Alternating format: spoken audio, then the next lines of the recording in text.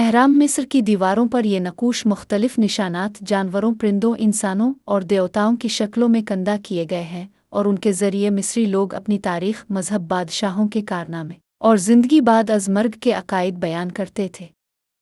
अहराम मिस्र की दीवारों पर दर्ज ये तहरीरें न सिर्फ फ़िरौनों की कब्रों को सजाने के लिए थीं, बल्कि उनमें उनके दुआया कलिमात, मुनाजात और जादवी मंतर भी शामिल होते थे ताकि बादशाह को मरने के बाद की दुनिया में कामयाबी हासिल हो।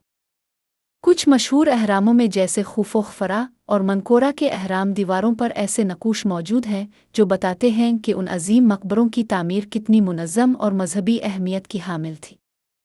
अहराम मिस्र की दीवारों पर बने ये नक़ूश इंसान की इब्तिदाई तहरीरी तारीख़, फ़िन तामीर और मजहबी अकायद का एक ज़बरदस्त नमूना है जो आज भी हज़ारों साल बाद दुनिया को हैरान किए हुए है।